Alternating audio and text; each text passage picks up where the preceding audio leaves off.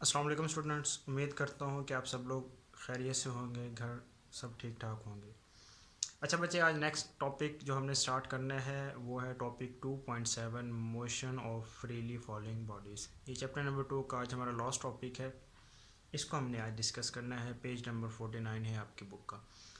अच्छा, motion of freely falling bodies, सबसे पहले तो आपको समझना चाहिए फ्रीली फॉलिंग बॉडी से क्या मुराद है। अब बच्चे, हम इस चैप्टर के अंदर डिफरेंट टाइप्स की मोशन को डिस्कस कर चुके हैं, ठीक है।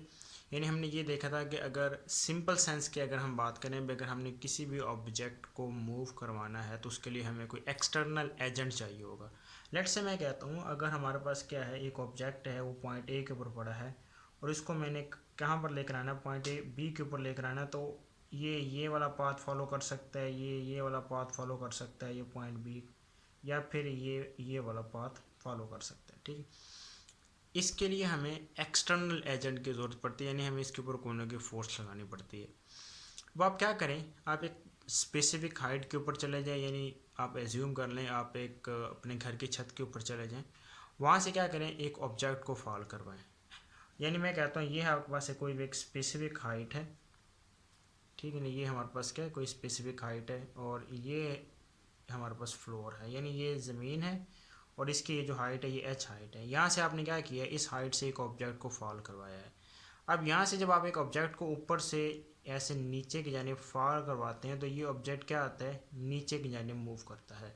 तो इस तरीके से ये जो ऑब्जेक्ट यहाँ पे फ्रीली मूव कर रहा है, यानी आपने ऊपर से क्या करवाया, फॉल करवाया है, ऊपर से उसको नीचे गिराया है और ये फिर क्या कर रहा है, ऑटोमेटिकली अपने बिहाव के ऊपर ये ऑब्जेक्ट नीचे की जानिब मूव कर रहा है। तो इसकी जो मोशन है, इस तरह की जो मोशन है, उसको कहते हैं फ्रीली फॉलिंग, ठीक है।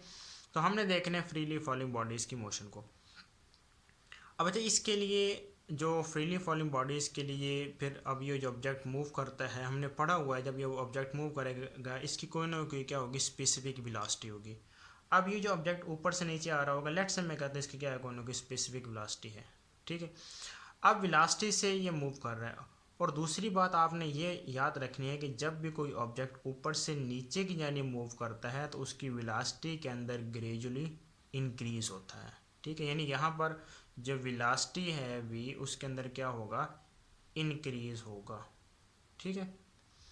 अब वेलोसिटी के अंदर बच्चे यहाँ पे क्या हो रहा है, ग्रेजुअली इंक्रीज हो रहा है। अब इंक्रीज से क्या मुराद है कि यहाँ पर इसकी वेलोसिटी कुछ और होगी, यहाँ पर वेलोसिटी कुछ और होगी, यहाँ पर वेलोसिटी कुछ और होगी, यहाँ पर वेलोसिटी कुछ हो, यानी हर एक पॉइंट के ऊपर वेलोसिटी के अंदर इजाफा हो रहा है और वेलोसिटी के अंदर क्या हो रहा है, चेंज हो रहा है। और जब वेलोसिटी के अंदर चेंज हो रहा है और दूसरा इजाफा भी हो रहा है तो उससे हमारे पास क्या प्रोड्यूस होता है, एक्सेलरेशन प्रोड्यूस होगा, ठीक है। और यहाँ पे क्या प्रोड्यूस होगा, फिर इसके नतीजे में यहाँ पर एक्सेलरेशन भी डेफिनेटली प्रोड्यूस होगा। अब फिर बेटा यहाँ पे जो एक चीज़ याद रखनी है कि जब ऑब्जेक्ट की मोशन फ्रीली फॉलिंग हो या कोई भी फ्रीली फॉलिंग कोई भी ऑब्जेक्ट हो, तो उस टाइम उसकी वेलोसिटी का जब इंक्रीज होगा, उससे जो एक्सेलरेशन प्रोड्यूस होगा उसको हम कहते हैं, ये हमारे पास क्या कहलाता है, ग्रेविटेशनल एक्सेलरेशन। क्या कहलाएगा, ग्रेविटेशन। यानी एक्सेलरेशन तो है लेकिन इसको हम क्या कहेंगे, ये हमारे पास होता है ग्रेविटेशनल एक्सेलरेशन। और इसको हम किससे नोट करते हैं, स्मॉल जी से नोट करते हैं, ठीक है ना ये। अब इस ग्रेविटेशनल एक्सेलरेशन का जो हमें कॉन्सेप्ट है वो हमें दो साइंसदानों ने दिया था। एक हमारे पास गैलीलियो था, ठीक है ना, एक गैलीलियो एक साइंटिस्ट था, उसने भी इसका हमें कॉन्सेप्ट दिया था, ठीक है। लेकिन गैलीलियो से पहले एक हमारे पास साइंसदान था जिसको कहते हैं अरिस्टोटल। अरिस्टोटल एक हमारे पास साइंसदान था, उसने भी क्या दिया था, इस फ्रीली फॉलिंग ऑब्जेक्ट की मोशन का कॉन्सेप्ट दिया था। अब उसने क्या कहा था, उसने ये कहा कि आप क्या करें, किसी भी ऑब्जेक्ट को एक स्पेसिफिक हाइट से फॉल करवाएं। यानी दो ऑब्जेक्ट्स ले लें, एक हमारे पास हैवियर ऑब्जेक्ट है और एक हमारे पास क्या है, लाइटर ऑब्जेक्ट है, ठीक है। जब आप इन दोनों ऑब्जेक्ट्स को फॉल करवाएंगे तो जो हैवियर ऑब्जेक्ट है वो ज़्यादा स्पीड के साथ या ज़्यादा वेलोसिटी के साथ मूव करता है, और जो लाइटर ऑब्जेक्ट है वो कम वेलोसिटी के साथ या कम स्पीड के साथ ऊपर से नीचे की जानिब मूव करेगा, ठीक है। और उसने ये कहा था, लेट से अगर एक हैवियर ऑब्जेक्ट है और एक है लाइटर ऑब्जेक्ट, अगर हैवियर ऑब्जेक्ट लाइटर ऑब्जेक्ट से 5 टाइम्स क्या है, उसका जो वेट है वो ज़्यादा है, यानी हैवियर ऑब्जेक्ट का वेट लाइटर ऑब्जेक्ट के वेट के निस्बत 5 गुना ज़्यादा है तो फिर उसकी जो स्पीड होगी वो भी 5 टाइम्स क्या होगी, ग्रेटर होगी as compare to the lighter object. ये कॉन्सेप्ट दिया था अरिस्टोटल ने, और उसने ये सिंपल बात की थी कि ऑब्जेक्ट की जो स्पीड है हमारे पास, जिस स्पीड के साथ, जिस वेलोसिटी के साथ ऑब्जेक्ट मूव करता है, वो उसके वेट के ऊपर डिपेंड करती है। ये कॉन्सेप्ट दिया था अरिस्टोटल ने।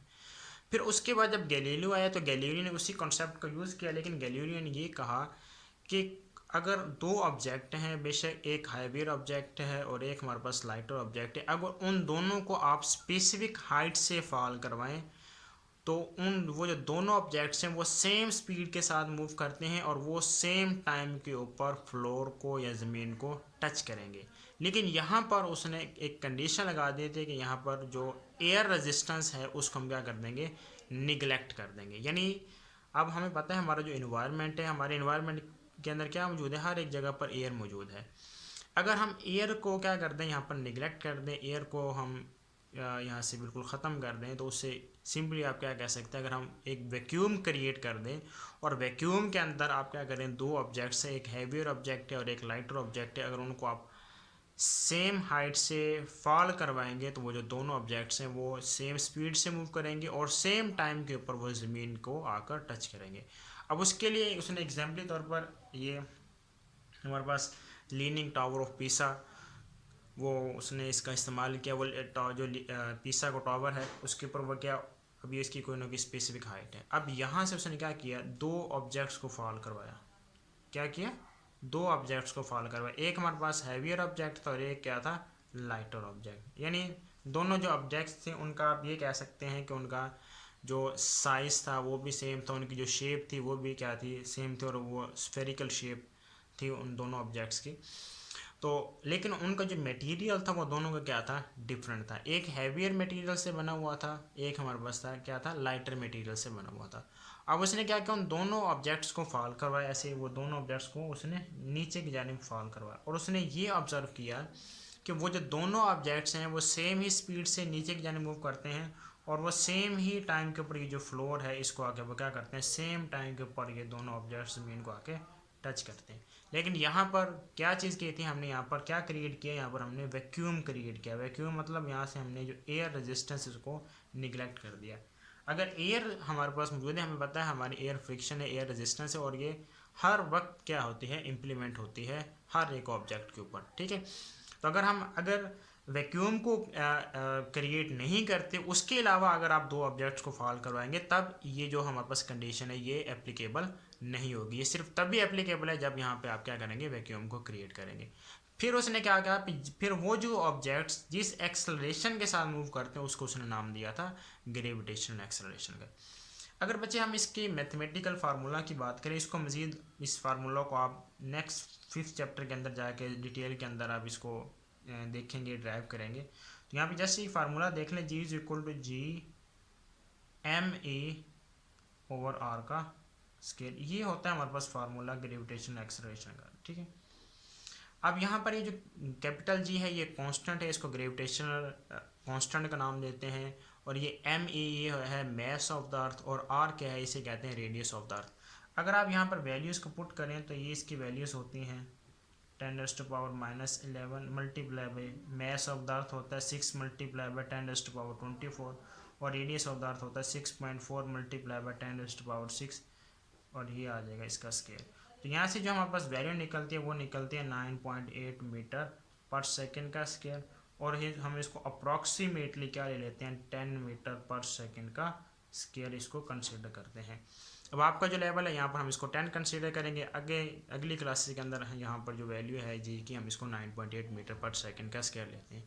अगर आप इस फार्मूला को देखें तो ये जो जी है, ये जो ग्रेविटेशनल एक्सेलरेशन है, जो स्मॉल जी है, ये किस चीज़ के ऊपर डिपेंड कर रहा है, मैस ऑफ द अर्थ के ऊपर डिपेंड करता है, मैस ऑफ द ऑब्जेक्ट के ऊपर डिपेंड नहीं करता। यानी ऑब्जेक्ट का मैस जो भी हो उससे कोई फ़र्क नहीं पड़ता, बेशक ग्रेटर मैस है बेशक स्मॉलर मैस है किसी भी ऑब्जेक्ट का, तो उनका जो ग्रेविटेशनल एक्सेलरेशन है वो क्या रहेगा, सेम ही रहता है। उसके लिए हम वैल्यू क्या लेते हैं, 10 मीटर पर सेकंड स्क्वायर या फिर 9.8 मीटर पर सेकंड का स्क्वायर, उसकी वैल्यू को हम एज्यूम करते हैं, ठीक है। यहाँ पे ये मेंशन कर लें, जी is independent of mass of object, यानी ऑब्जेक्ट के मास के ऊपर ये हमारे पास क्या होता है, इंडिपेंडेंट होता है। ये सिंपल हमारे पास क्या है, कॉन्सेप्ट है motion of freely falling bodies का। और दूसरा जो चीज़ आपने यहाँ पर बात याद रखनी है कि जब कोई भी ऑब्जेक्ट ऊपर से नीचे की जानी मूव कराएगा, कोई भी ऑब्जेक्ट जब ऊपर से नीचे की जानी आएगा तो जी की वैल्यू हम क्या लेना है, पॉजिटिव लेना है। यानी जब ऑब्जेक्ट ये ऊपर से नीचे आ रहा है तो यहाँ पर जी हम क्या लेंगे, इसको हम लेंगे पॉजिटिव। इसी तरीके से अगर एक ऑब्जेक्ट है उसको मैं नीचे से ऊपर की जानी मूव करवाता है, यानी ये ज़मीन से एक ऑब्जेक्ट को मैं ऊपर की जानी फेंकता हूँ, ऐसे ऊपर की जानी फेंकता हूँ, तो उसके लिए जी की वैल्यू को हम क्या लेंगे, नेगेटिव लेते हैं। ये बात आपने याद रखनी है। यानी कोई भी ऑब्जेक्ट जब ऊपर से नीचे आएगा, falling downward towards the earth, तब जी की वैल्यू क्या लेनी है, पॉजिटिव, और पॉजिटिव क्या लेनी है, 10 मीटर पर सेकंड का स्केयर। और जब कोई भी ऑब्जेक्ट ज़मीन से ऊपर यानी मूव करता है तब जी की वैल्यू आपने नेगेटिव लेनी है, और जी की वैल्यू तब क्या लेनी है, -10 मीटर पर सेकंड का स्केयर। अब इसी के लिए हम इक्वेशंस ऑफ मोशन के अंदर थोड़ी सी चेंजिंग करते हैं। इन इक्वेशंस ऑफ मोशन बच्चे हमने पढ़ी थी, जो पहली इक्वेशन ऑफ मोशन है वो है v f is equal to v i plus a t. अब इन इक्वेशन ऑफ मोशन को हमने फ्रीली फॉलिंग बॉडीज़ के लिए चेंज कर देना है। अब जब फ्रीली फॉलिंग बॉडीज़ की हम बात करते हैं तब जो एक्सेलरेशन है ये किससे चेंज हो जाता है, ग्रेविटेशनल एक्सेलरेशन से, और जो डिस्टेंस है वो किससे चेंज हो जाती है, वो चेंज हो जाती है हाइट से। अब यह v f is equal to v i plus a t. और जब फ्रीली फॉलिंग बॉडीज़ के लिए हम इसको करेंगे तो क्या बनेगा, v f is equal to v i plus g t बन जाएगा। ठीक है, इसी तरीके से हमारे पास जो सेकंड इक्वेशन ऑफ मोशन है s is equal to v i t plus half a t का स्केयर।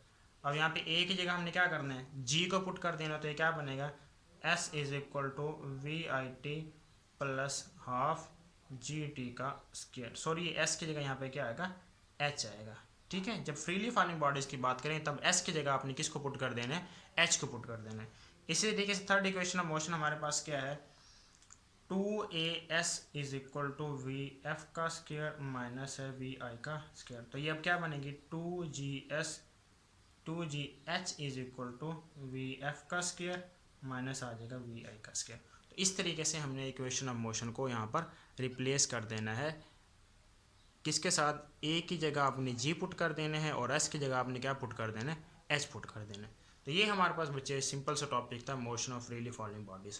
और अक्सर आप एमसीक्यूज़ के अंदर पूछा जाता है भी जी की वैल्यू क्या होती है, आपको पता होना चाहिए। और ये भी पूछा जाता है भी अगर कोई ऑब्जेक्ट ऊपर से नीचे की जानी मूव कर रहा है तब जी की वैल्यू क्या लेनी है, पॉजिटिव लेनी है। जब ऑब्जेक्ट नीचे से ऊपर की जानी मूव करेगा तब जी की वैल्यू हमने क्या लेनी है, नेगेटिव लेनी है। और फिर अगर फ्रीली फॉलिंग बॉडीज़ के लिए इक्वेशन ऑफ मोशन को कैसे लिखेंगे, तो आपने क्या करना है, एक एस की जगह जी को लिख देना है और एच की जगह क्या लिख देना है, एच को, और बाकी जो वैल्यूज़ हैं वो तमाम की तमाम हमारे पास सेम ही रहेंगी। और जो जी है ये मैथ के ऊपर डिपेंड नहीं करता। यानी अगर आप इसको सिंपल वर्ड के अंदर लें, अगर एक इस टॉवर से आप क्या करें, एक एग लें और एक वाटरमेलन लें। अब देखें उनका मैथ दोनों का कितना डिफरेंट है। वाटरमेलन का मैथ ज़्यादा होता है और एग का मैथ क्या है, कम होता है। अगर आप इन दोनों को फॉल करवाएंगे तो वो जो दोनों हैं वो दोनों सेम स्पीड के साथ मूव करेंगे और वो दोनों सेम टाइम के ऊपर फ्लोर को आकर टच करेंगे। लेकिन कंडीशन क्या रखनी है कि यहाँ पर जो एयर रेजिस्टेंस है उसको हमने निगलेक्ट कर देना है। एयर को हम, जो एयर फ्रिक्शन है उसको हम ख़त्म करेंगे, यानी यहाँ पर सिंपली हम